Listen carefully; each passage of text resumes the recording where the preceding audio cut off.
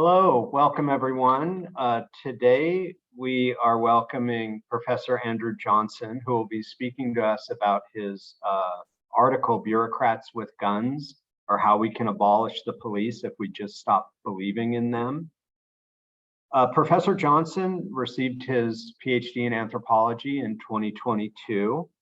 He's joining us from Phillips University, Marburg, where he is a postdoctoral fellow in the Center for Conflict Studies. He's currently finishing a book manuscript entitled Theses on the History of Police, and is working on a collaborative project there called The Dynamics of Security, Forms of Securitization from a Historical Perspective. And the article that he's talking with us today I believe comes in part from his PhD dissertation, which, as I mentioned, he's turning into a book manuscript.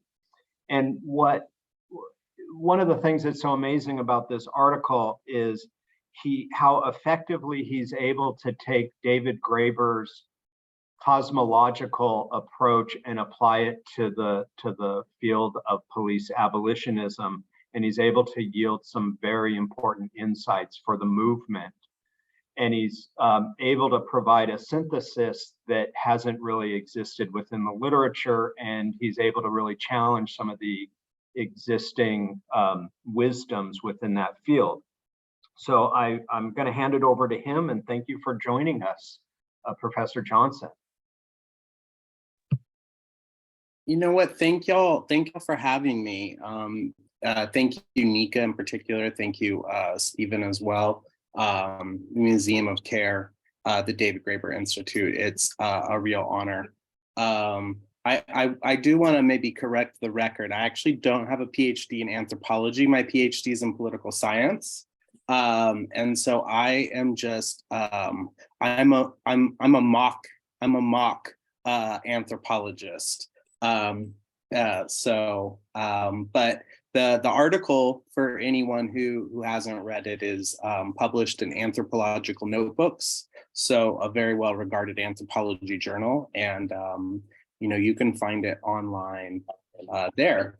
And maybe I could, I was told that I could just introduce the piece a little bit and say a couple things, and maybe the first point of introduction is to just say that David Graeber's essay on the phenomenology of giant puppets, broken windows, imaginary jars of urine, and the cosmological role of police in US American culture, for me was just a really influential essay as a young person. And it really began what's kind of become a lifelong and now professional study of the mysterious nature of police.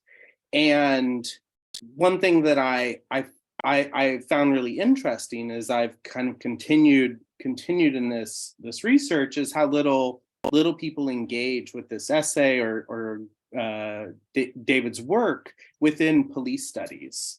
And so the other thing that maybe is important about my essay is that I sort of use on the phenomenology of giant puppets, and I use the theme of police to reread David Graeber's entire career. And so that happens in three parts. First, I sort of use the theme of police to talk about what Graeber has to say about political anthropology. The second thing is I use the dialogue between police and protesters via David Graeber's involvement with the global justice movement and Occupy Wall Street. And then the third part is I use police work to rethink what Graeber has to say about bullshit jobs, as well as his criticism of the socialist left for ignoring critiques of bureaucracy. And so I use police to kind of have this three-part structure to read David Graeber's entire career.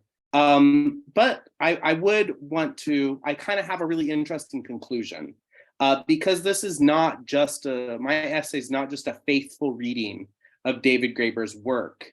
And if anything, I'm kind of I kind of try to mimic his mischievous giggle by analyzing what Graeber has to say about police in the aftermath of the George Floyd uprisings. So I use Graeber also as kind of a trampoline to establish my own critical voice. And with that being said, I don't know what the feeling of the crowd is. Is it only me? Don't everybody else too? Yeah. Yeah, I don't hear him either. frozen. I mean, we could just go on with the discussion. Presumably some people read this article, and we could just jump into a discussion that is less lecture-like and more discussion. We won't have the word from the horse's mouth, but you know, there's lots of people who are willing to make a horse's ass of themselves by having a comment. So let's, maybe we could start off with somebody who wanted to like summarize some of the article. And I don't know if that falls to Steve naturally, because you're the host, but but it could be anyone, it's just not me. I'm happy to jump in and give a quick gloss of the first part. What was, to me, so brilliant about the article is that Andrew's able to do, he tackles the question of sovereignty, and so he takes Graeber and Solon's work on sovereignty and is able to apply this to police studies, which it's my understanding in the field of police studies, no one has really grappled with the paramount importance of sovereignty. And one of the arguments that Graeber and Solons make in their book on kings is that we really can't have any good social theory unless it takes seriously the question of sovereignty. And so police themselves are part of this sovereign system that descends from the heavens, that is cosmologically structured. And so, you know, the police are this set apart, they're this divine and separate class that is, you know, mysterious, which is, you know, one of the things that I think got him interested in this topic. And then what he's able to do is go from there to talk about how the existing literature on police abolitionism really doesn't grapple with this kind of literature. And so as important as police abolitionist literature is, it insufficiently grapples with the real questions about sovereignty and power, and therefore it's only able to do a limited critique. I see that he's entering, so let me see if he pops up on the screen here. I hope I did justice to it. And there we are. Welcome back. Yeah, thank you. Don't know what's happening with my Zoom, but I'll just use my phone. Sorry, it kind of kicked me out. So yeah, feel free to take up where you left off. In the intervening minutes, I just did a quick gloss of the first 3 or 4 pages of the article to just set up how you're taking seriously the question of sovereignty, whereas police abolitionist literature insufficiently grapples with that topic. If that, you know, I'm hoping that's a fair read.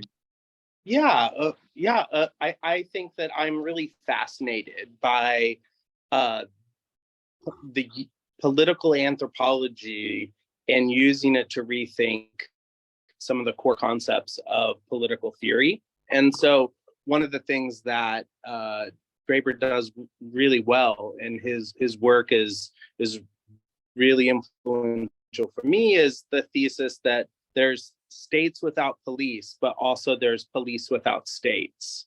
And so having a sort of decentralized, non-linear understanding of how we have political development really challenges a lot of the folk wisdom that is dominant, not just within political science, but also within certain aspects of the abolitionist movement.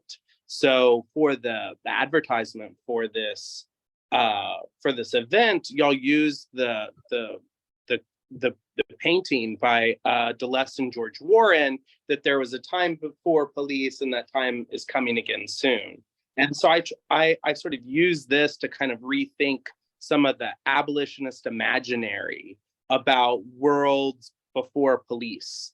And I do so and I look at what Graeber has to say about unpoliced societies, particularly the ghost state, the clown police, and the crow police.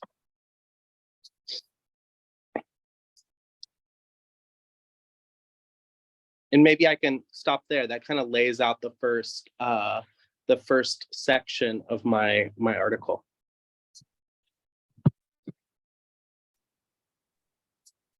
Yeah, I'd love to give a chance to someone else. Michael, I see your hand is up. Yeah, I just had a question. Did you want to say, just explain how you think of sovereignty, how you think David Graeber and Marshall Sahlins think of sovereignty? It's a quite abstract concept. So I would just be interested to hear what you had to say, either you, or maybe your opinion, David Graeber's, Sahlins, how that really fits into the argument. Yeah, thank you for that really, really great question. Within political theory, there's kind of been a long 20th century debate about sovereignty, and Graeber's work is really important for trying to rethink sovereignty. And so he says at an important moment that trying to think about the origins of sovereignty is different than thinking about the origins of the state. And so when we, that's why police are really important for this, because police act as a type of sovereign power. And so someone like Foucault, who says, oh, we like chopped the head off of the king, but we have not done so in political analysis, really underscores how we can get rid of what we think is hierarchy or central, a type of centralized form of state power, but we're still left with a kind of decentralized network of state agents who are empowered to use violence against us. And at least the conclusion that I reach in my article is that Graeber's work is really important for trying to show how sovereignty is so difficult to abolish.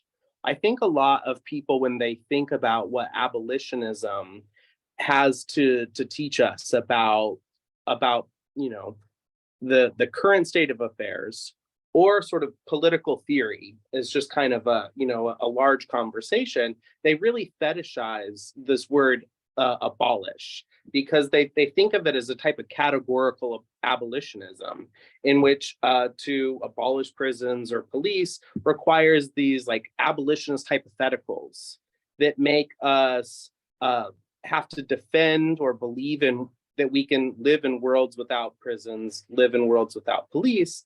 And at least one thing that I take from Graeber's work in trying to sort of shift the attention away from the state into something like sovereignty or to the use of violence shows you exactly how difficult it is to kind of create a sort of realistic abolitionism, largely because sovereignty exists in so many different types of ways. Sovereignty happens when you have the clown police, to just cite one example that I talk about in Graeber's work.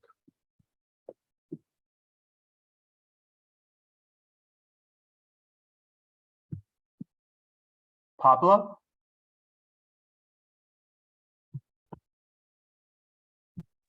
Thanks. Hey, Andy. I remember really being eager to read On Kings when it first came out with you. We were kind of awaiting the first publication of that, and then discussed it a lot while you were drafting this article. And I was wondering if we could jump between the conclusion and what you bring up with the sovereignty, because I think that this idea of there being a time before police is very interesting. And I think part of what Graeber is doing is creating kind of, as you say, an imaginary or a mythology for abolition that has more to do with kind of like I guess what Edward Said talks about as origins rather than actual like historical or anthropological beginnings.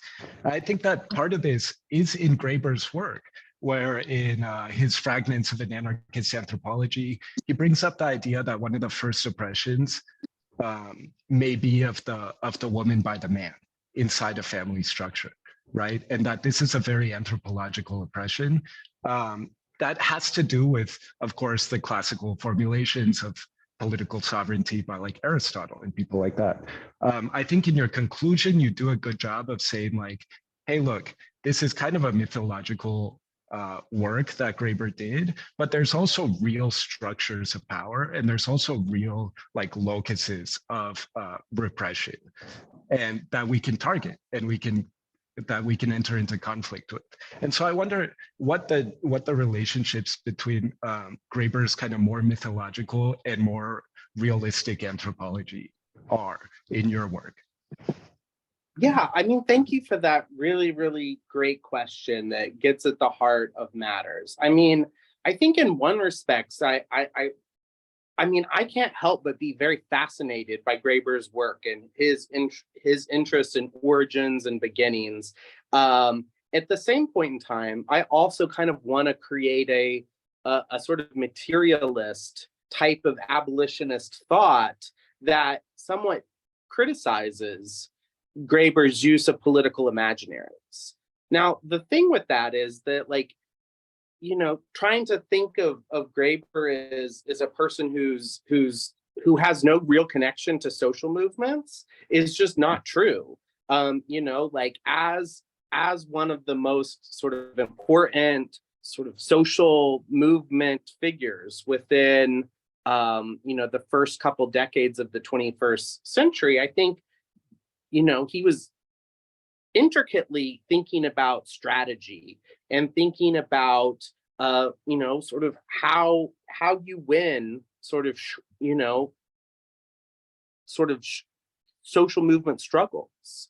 And so I think that that's, you know, I kind of criticize Graeber for the use of political imaginaries, but also trying to recognize that's somewhat inaccurate, and that he was obviously very good at being involved in social movements. I think the other thing is a little bit just a difference in style.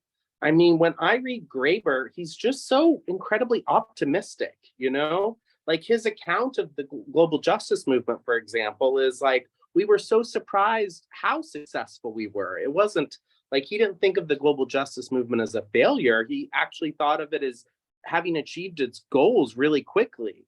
And for me, I'm just like such a, you know, a dour and kind of angry thinker. And so like, you know, just in terms of style, I kind of want to, you know, make a claim for a kind of like pessimistic imaginary. And, you know, I think that, so, you know, some of that's just a little bit just difference in flavor, but there's still a, you know, a lot that I agree on. And I think that, you know, the sort of criticisms that I make or trying to say that we need to have police-centered social movement strategies is very foundational to his own thinking.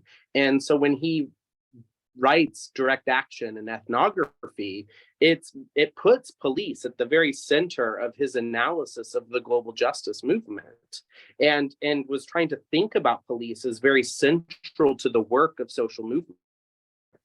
And so I also, you know, I think that as that has become more important through both Black Lives Matter movement, through abolitionist organizing, there's been a real shift in trying to have race-centered or police-centered social movement strategies. But I think you're already seeing some of that play out in Graeber's own kind of memoirs of his involvement in social movement struggles.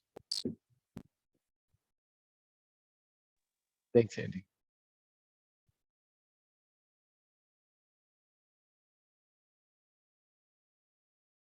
Yeah, one of the things that's so nice about the article is, as you mentioned, you do try to provide an overview of Graeber's whole career. And so you're able to bring together these these different threads where it's rare, as far as I know, to have a piece like yours that will cite that it's not directly about David Graeber. You're using David Graeber to point up some, larger, to make some larger insights about the field of police abolitionism, and yet you'll have one paragraph that relies on kings and then another paragraph that relies on direct action. And so it's the first synthetic work that I'm aware of that really takes these, they're not disparate threads in his scholarship, but they're such vastly different fields that having them synthesized in one article is just such a wonderful treat for the reader. And then the way that you're able to adopt, or you're inspired by his style, and there are these, as you mentioned, you want these, I don't know how if you phrased it, Graeberian, these whimsical giggles, I think is how you put it. They're throughout the piece. And so, if nothing else, the article is amazing on its own. It's also particularly amazing because of the way that you're able to provide a synopsis of Graeber's work on these multiple levels, and then bring them together and apply them to a field in which his work is incredibly useful and yet hasn't been applied. So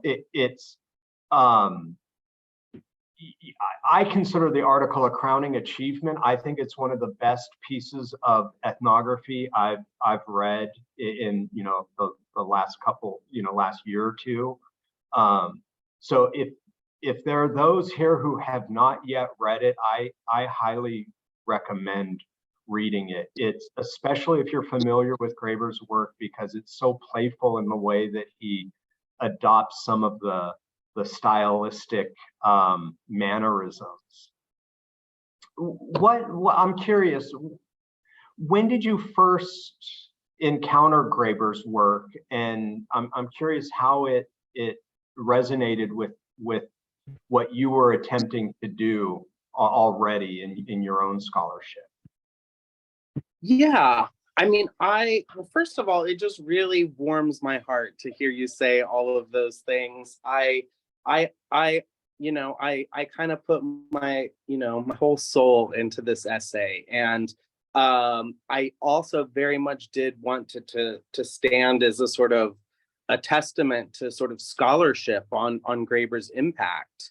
But then I also kind of wanted it to be, something in my own voice as well. And your recognition of sort of the playful style of the piece is also very just like, I think it's typical of how I want to write. But I think it's also at least somewhat, I mean, I don't do it nearly as well as David did, but it's something that also is why his work has been so influential, is that he's a master stylist. His just is, I kind of make a couple references to this as well, but he is just an amazing writer. So I guess I first came across David Graeber's work with his essay on the phenomenology of giant puppets. It really was, I think, a powerful piece when I read it. And when my first reading of this essay was really like, I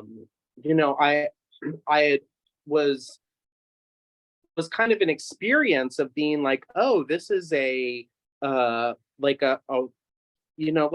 this shows exactly why police are uninterested in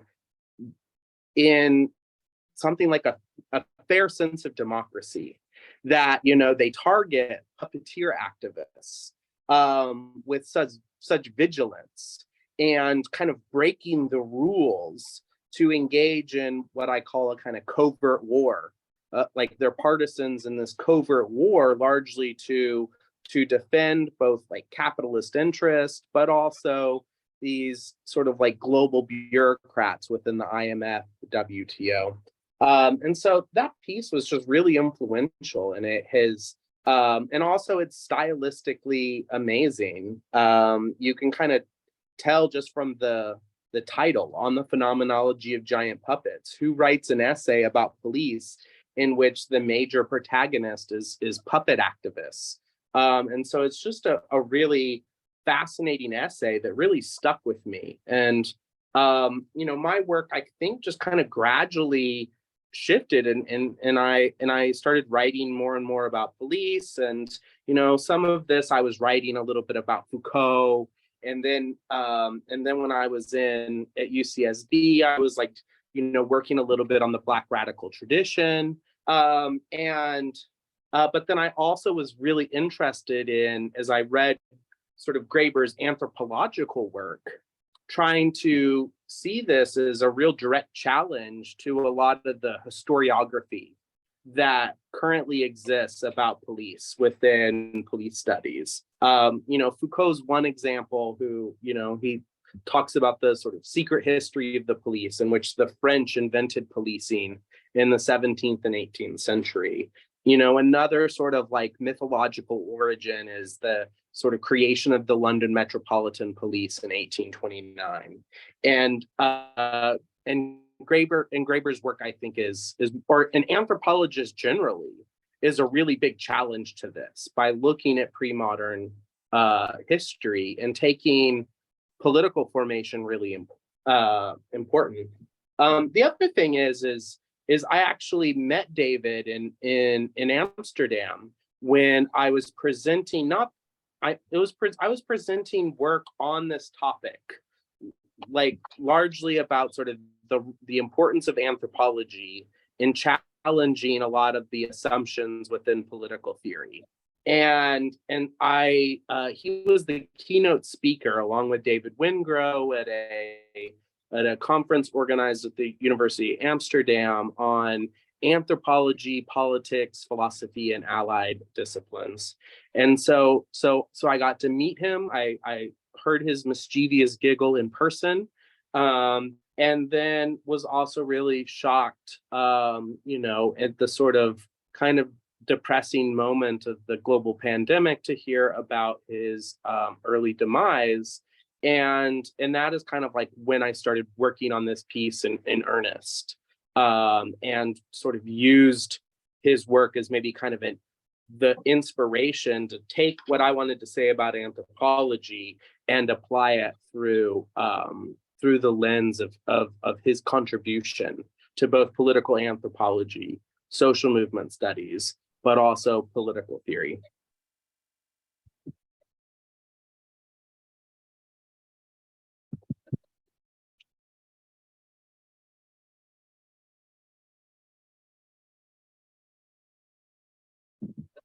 One of the things that really stood out to me in it is you use the term provisional police power. And, it's a term that you kind of coined. I wonder if you could tell us a bit more about that, because I found that to be a very provocative part in the article. Yeah, well, thank you for that, for pointing that out. And it is kind of one of the ways in which I use the example of the ghost police as an example of provisionary police powers, where you have this sort of practice of indigenous American policing that exists only at certain times. And then as it migrates from California to the Southwest, and then eventually the plains with the Crow Indians, you then also see a sort of police force that begins to look more like an autonomous police institution that's familiar to modern sensibilities, but it still only lasts for within the sort of a temporal horizon within the hunting season. And then it disbands itself, only to be recreated the next year. And what's also interesting is that the people who staff this sort of policing entity then is automatically transferred to a different clan, so that there's not a sort of repetition of this power year after year, but it's constantly being decentered, largely so as to ward off a type of institutionalized authority. And so I coined the phrase provisional police power largely as the opposite of what is oftentimes referred to as like provisional autonomous zones. So provisional autonomous zones is an anarchist concept where you can kind of create small spaces outside of state power, outside of police power. And what I do with this phrase is to talk about how you have provisional police powers that kind of pop up but then disappear, or that exist but don't have the type of authority that we're so familiar with. And so I kind of make the claim that means that police have no origin, but also that police begins in a sort of ritualistic way, and that I kind of point out how police is originally founds itself by establishing a type of themselves as meta-human beings. I saw my friend Pablo ask me a question earlier, and one of his criticisms of this essay was largely that conclusion that policing begins in ritual. And so I feel a little, I've been trying to rethink that largely by my comrade and colleague Pablo's criticism, largely because he trying to rethink whether ritual is the exact best way to sort of think about how we have the sort of beginnings or origins of policing. But yeah, thank you for noticing that phrase. I think that it's one of the sort of more provocative thoughts that I have at the beginning of that essay.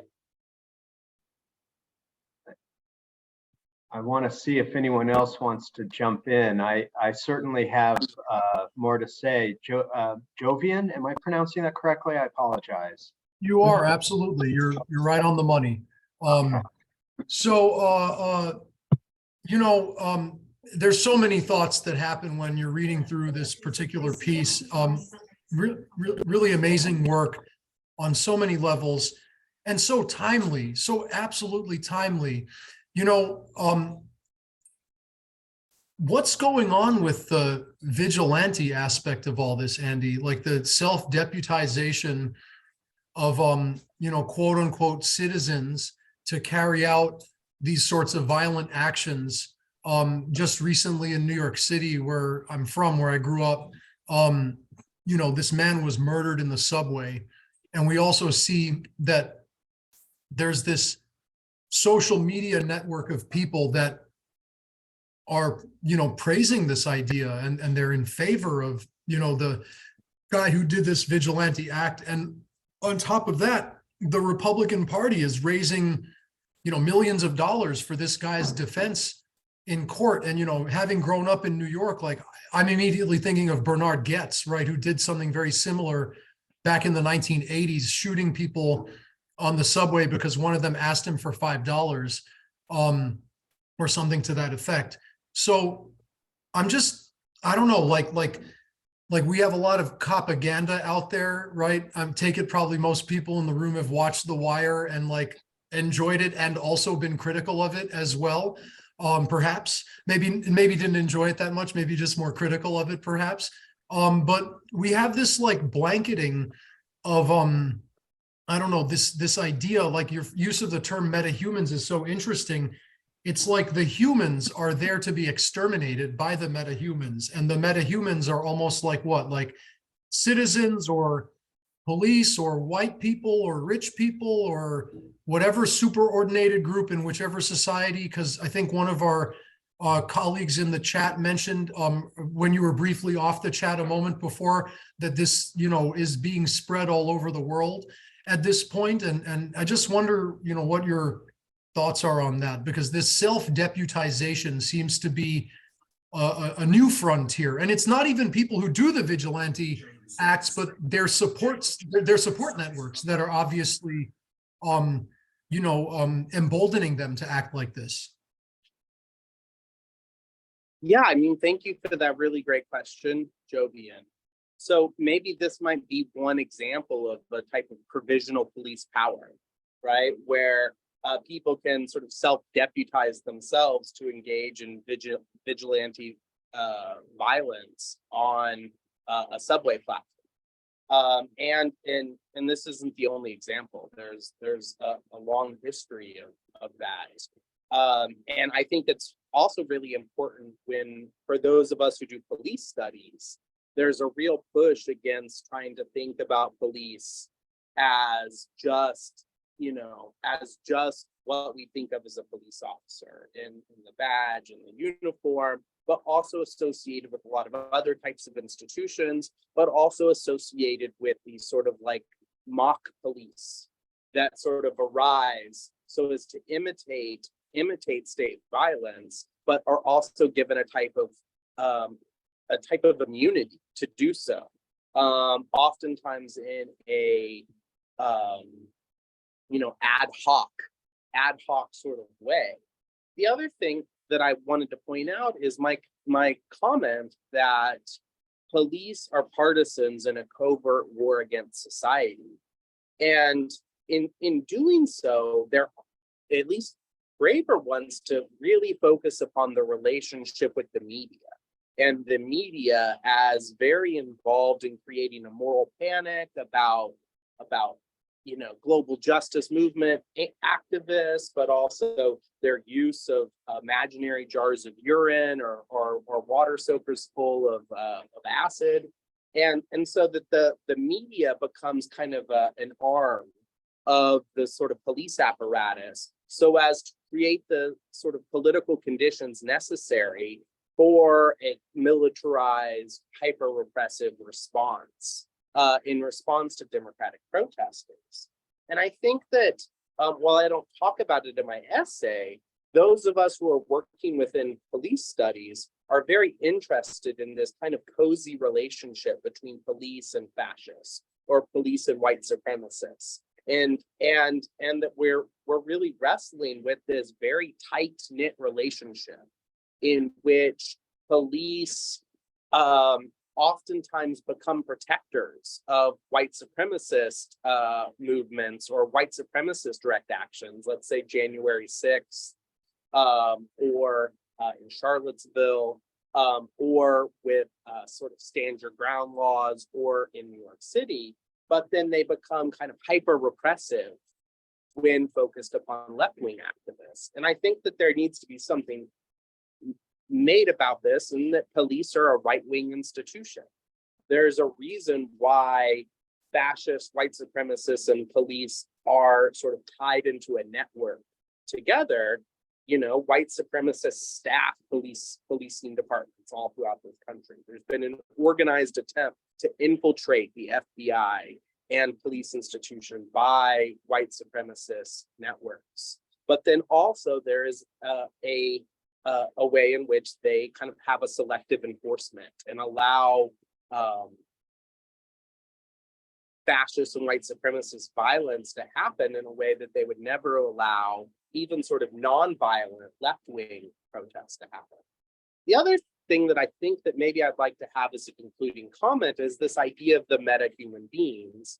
And I do talk about this a little bit with the idea of kind of like David Graeber loves to analyze things like Batman and like superhero genres. And so I make the comment that the mirror image of these sort of anthropological meta-human beings is taken into the sort of propaganda, or the idea of Hollywood cops as kind of these superheroes. And I think it's also really important for us to thinking about that through police origins. I mean, I think that it is a defensible position that you see police begin through vigilante violence. Vigilante violence is a way to rethink the beginnings of police, because vigilante violence and police violence are oftentimes so inseparable. So thank you for the question.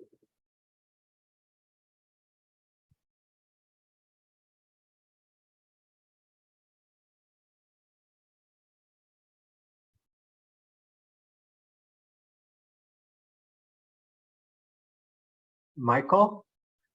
I guess I was just trying to separate out a couple things in your argument in terms of part of this is an idea that police have an origin in, we might say, our respect for authority, and our respect for authority is also vested in our hope for a legitimate authority that might be the gods, that might be something there. And you know, the idea that if you were in danger, you could call someone in your society and they would come and protect you.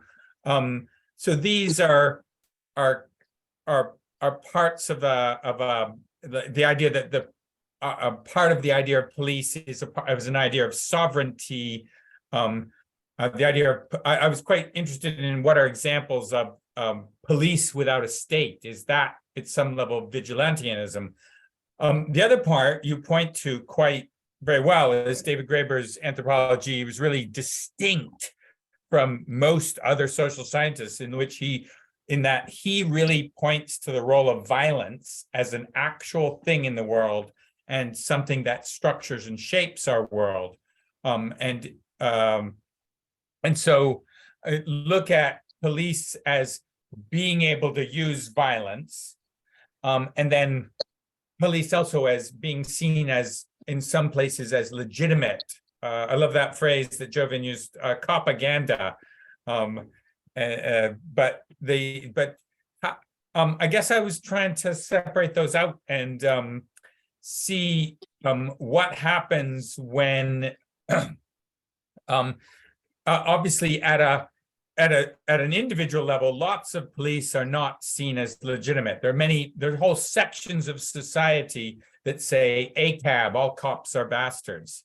So the idea that the police have legitimacy is not really true universally, but it does in some ways become true as you go up the class structure, or true as people are vested in some type of authority. If you're a university academic and there's some type of disruption, your employer would tell you you should call the police or the security. You know that the police will show up at some point if it's a serious situation, and you know, and so then those are like issues where the police do, in some sense, that what that kind of structure has sovereignty.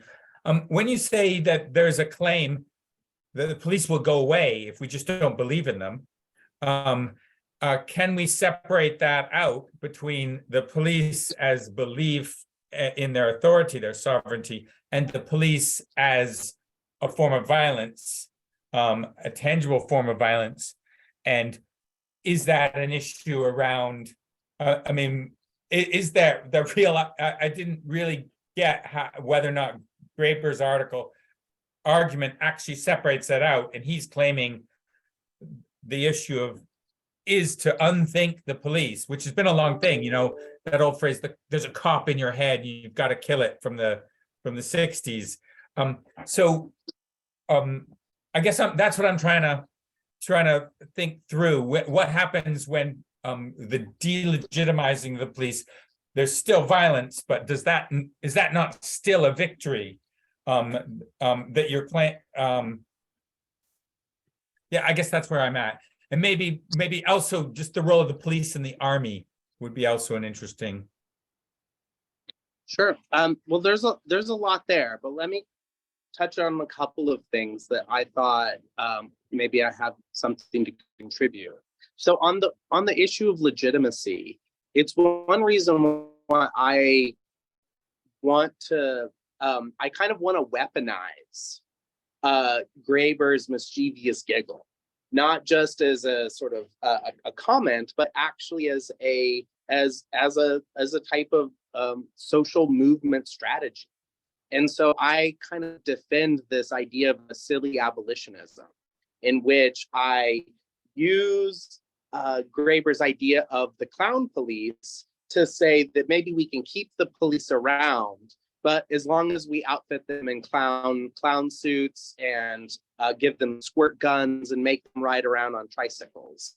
And it kind of comes out of some of Graeber's work in two ways. Both his essay on the phenomenology of giant puppets talks about the clown block And it's one of the best parts of the essay. There's like a really violent scene happening in which Black Bloc anarchists have been kettled by riot police. And they wait just a little bit too long before doing a mass arrest. And then the clown block kind of shows up, and they start trying to thank the riot police by giving them fake dollars and, you know, like going around and like pulling each other's pants down. And it like diffuses the whole scene, and the activists are able to escape and kind of get out of arrest. But this actually has also been implemented in public policy in some really funny ways. And I've been trying to like read about this largely because I just am interested in funny stories. But in Colombia, they had a moment, you know, largely because of police corruption, where they replaced all of their traffic police with mimes. So all of the local mimes throughout the town, they started employing them to act as their traffic enforcement. And it reduced traffic congestion. It also reduced police-civilian encounters and kind of like road rage accidents. And so it was kind of a large success, largely by sort of putting mimes as a replacement for cops. And so Graeber's argument with the clown police, like indigenous clown police in California, is that it's really important that they play the role of clowns because it sort of mocks the idea of ever giving them sort of an official authority to begin with. And so if we think about power and authority as maybe a priori illegitimate, largely because we can make fun of it and laugh at it, I mean, I think that there's like something to be said there. You know, another comment I want to make is this is something that I guess people haven't quite figured out yet. But the title of my piece, Bureaucrats with Guns, or How We Can Abolish the Police If We Just Stop Believing in Them, is actually really ironic. And I don't know if the irony has kind of always come through. I know that it hasn't, by some commentators have told me so, but I'm kind of making fun of the idea that sometimes that we can just sort of kind of unimagine the police. Even though that is kind of one of Graeber's big conclusions in his essay, and it's sort of that there's a very abolitionist conclusion to his essay where he talks about the police just melting away if we stop giving them this imagined authority that we think they're vested in. And I kind of use that to say, well, there's this tangible material violence that kind of enters in and beats us over the head as soon as we just think that we can make the police melt away. And so I think that that just like needed to be clarified. And it's also really important for what you have to say about the idea of what police do in contemporary society. The phrase bureaucrats with guns is a sort of Graeberism, and he repeats it again and again throughout his whole career. And that is what police do. They are bureaucrats with guns who show up to enforce an unequal power relation, both between people who are sort of political and capitalist elites, but also a type of incommensurable power between police themselves, who can use violence without any repercussion, versus those who, even when they are engaged in non-violent protest activities, are coded as sort of violent protesters. And I think that that's really important. So Graeber says there's like two different ontologies.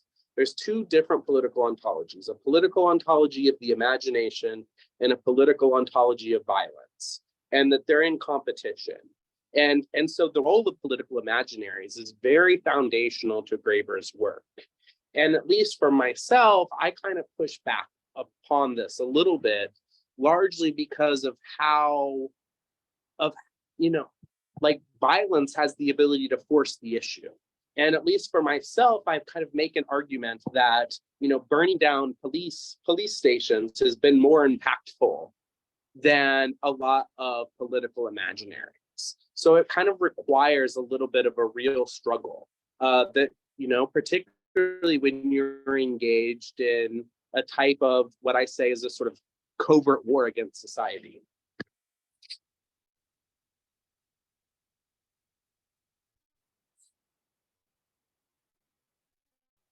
Yeah, I'm just curious about whether you take up in your argument. I mean, certainly you burned down a police station.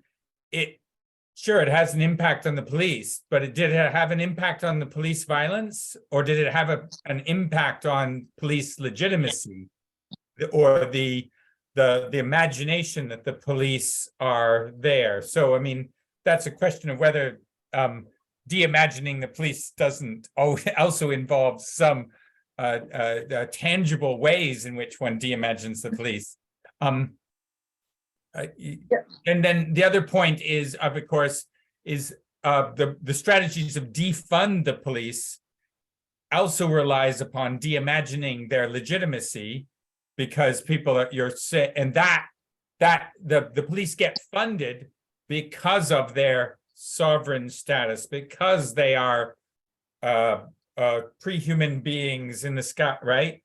So that is also so there is a connection between their power to do violence and the political imagination that enables them or funds them. Yes, there is a big part of the abolitionist movement that is involved in trying to dethrone police mythologies or police myths. And I kind of do make commentary about that. But I think that that's why a lot of abolitionists, for example, are really invested in this idea of sort of getting people to imagine a world without police or a world without prisons. They're very much they believe that a core aspect of social movement strategies is getting people to change their common sense notions.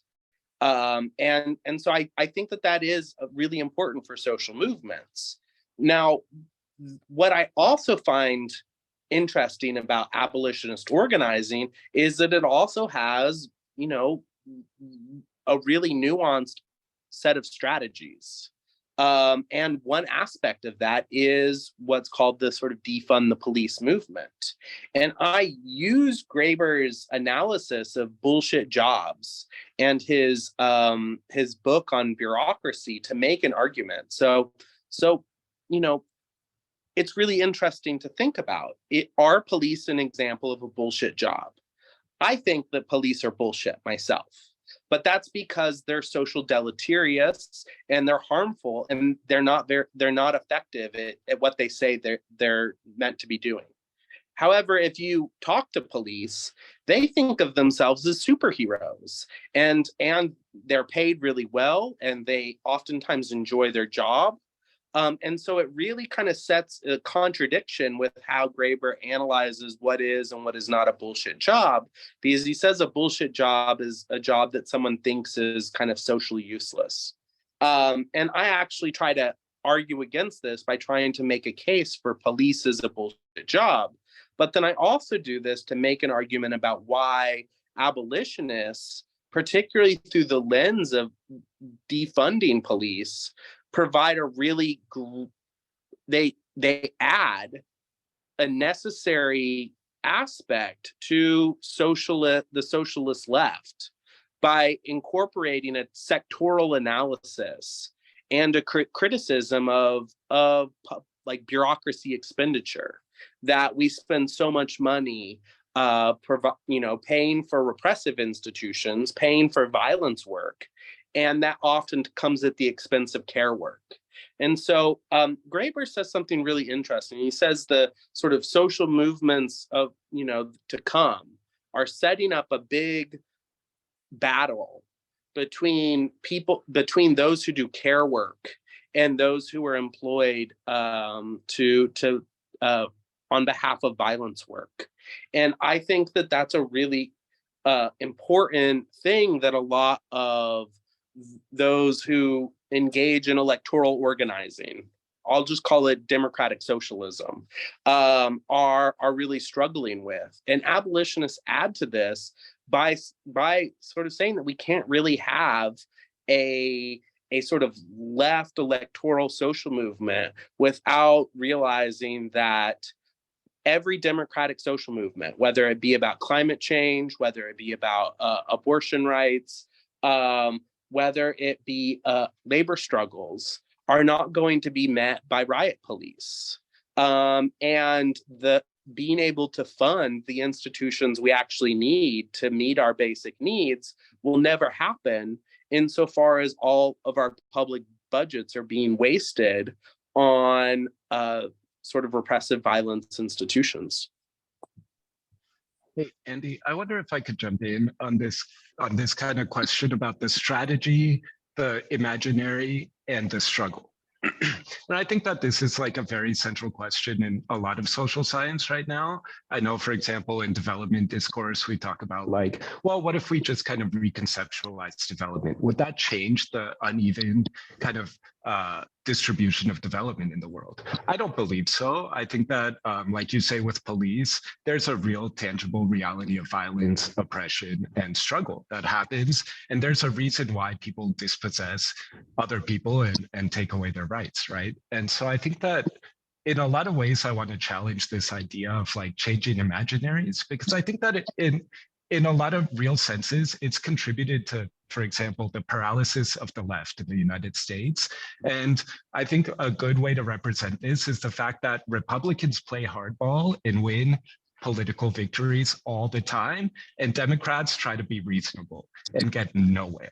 And I also would like to kind of contrast the US kind of approach to community organizing with, for example, the Caribbean or Central American approach to revolution, where we say first, we need to create a struggle, a dynamic struggle, understand the strategy of really like uprising, warfare, community protection in that sense, self-defense, and then we can start to change imaginaries and the ways that we talk about politics. Because the Cuban Revolution, for example, first achieved victory and then created a project. And same with the revolution where I'm from in Costa Rica. We first achieved victory in 1948, and then we created a political program. And so I wonder if this emphasis on imaginaries, in some sense, does a disservice to the reality of struggle and the reality that you can't negotiate with people who have no good faith in negotiations. Thank you for that really amazing question, Pablo. And so Graeber says, he says there's like these two political ontologies, a political ontology of violence and a political ontology of the imagination. But he makes the comment that it doesn't mean that the right-wing forces lack a political imaginaries, or that policing is not off, they're not also involved in creating a type of mythological foundation for their being. But he makes a comment that, well, the reason why their political imaginaries are so effective is that they can make them real through the use of violence. And so violence is kind of this reality principle.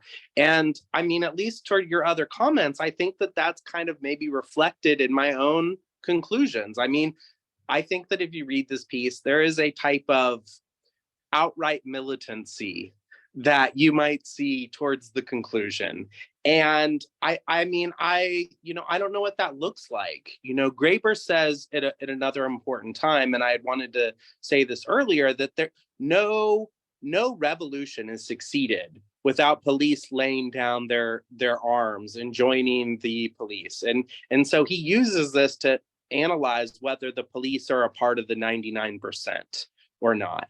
And, you know, abolitionists probably are, you know, they would not like this comment.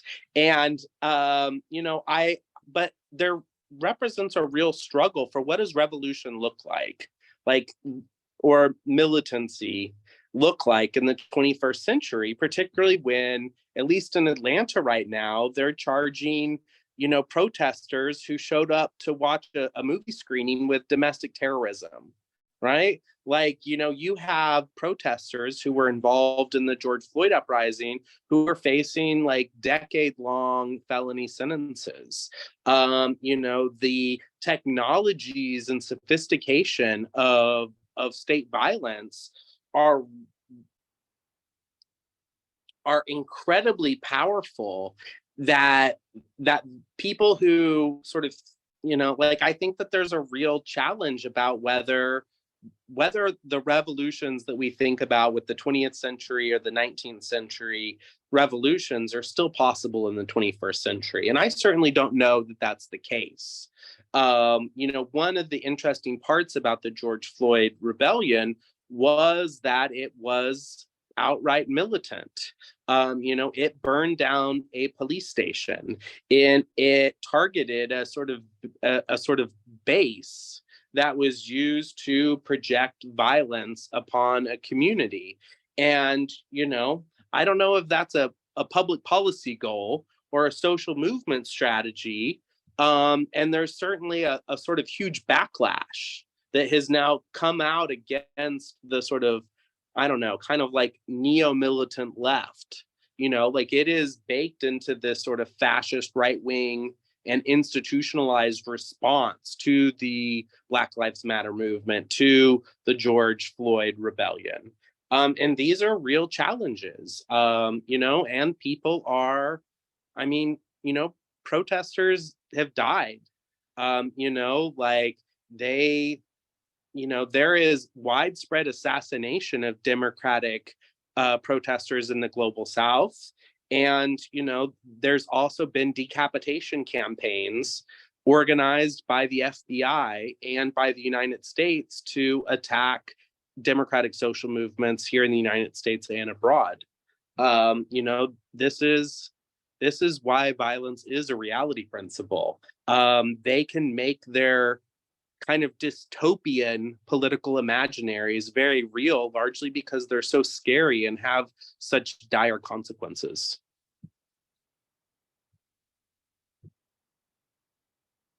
So just throw out, if people have some other comments or statements. I think we lost Steve, who was facilitating.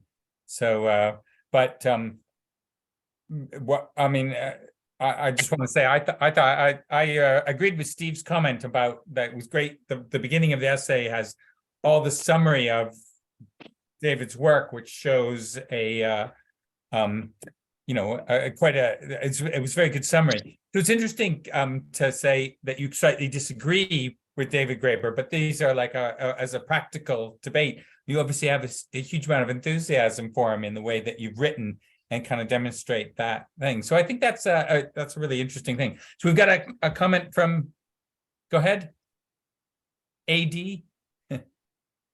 You're muted. Thank you.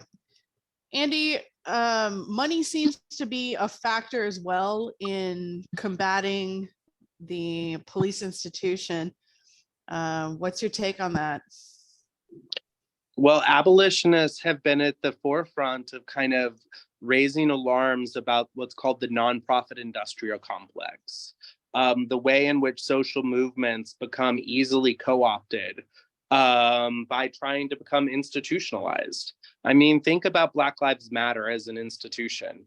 They just had like a really embarrassing photo op in front of like a mansion that they bought with donor money, toasting champagne glasses. And, like a lot of people have been really upset by the kind of use of Black Lives Matter as a moniker to kind of take money away from everyday people and put it towards creating sort of movement millionaires is the criticism.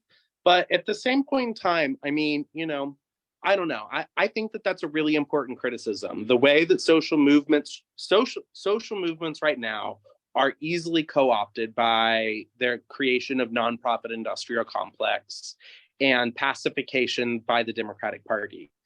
I would like to maybe defend at least Patricia Cullors for a second, who's been sort of sharply criticized.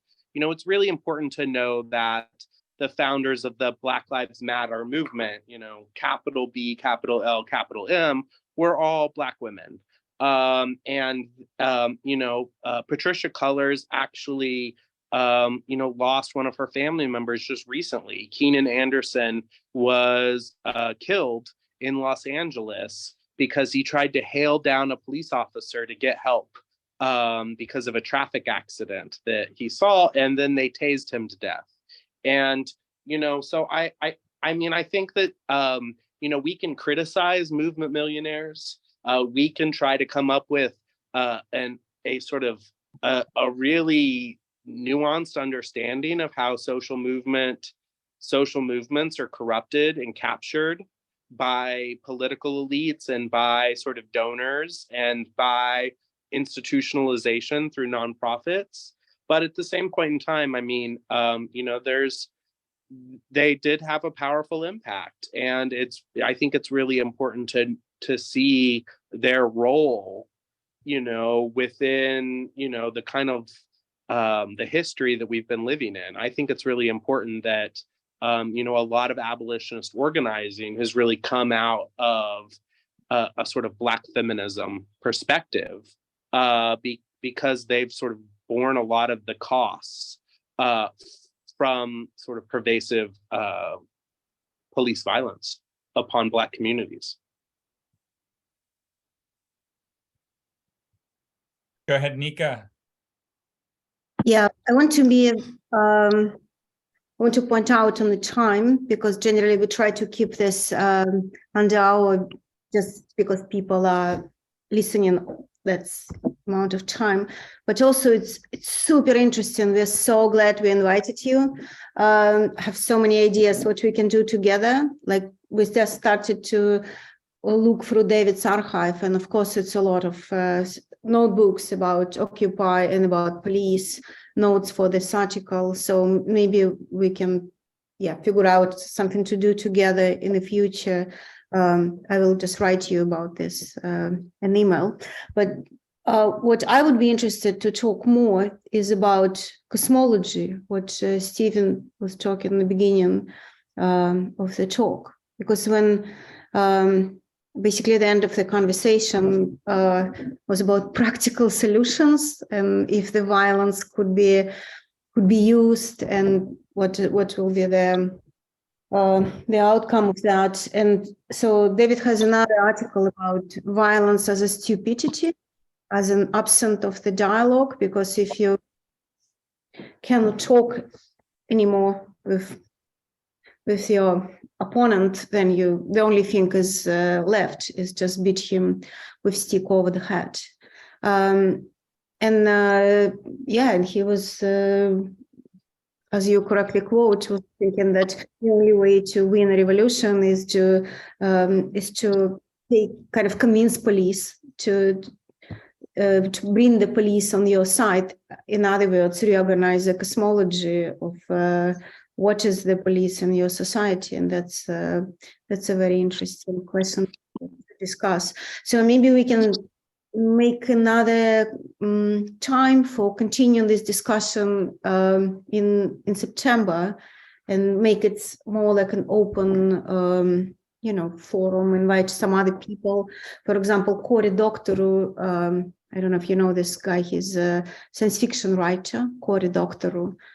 He wrote an amazing comment exactly about surveillance and the new waves of how the violence structured in our society.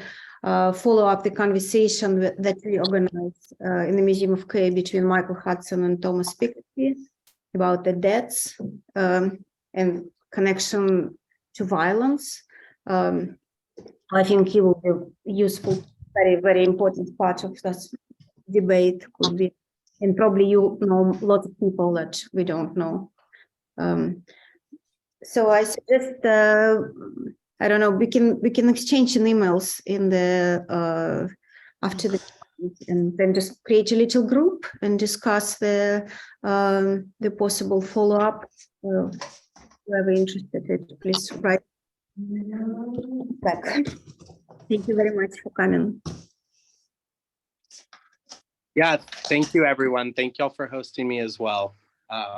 And yeah, thank you for everyone that showed up as well. It's great to see so many friendly faces out in the crowd. Thanks, everybody. Bye, Andy.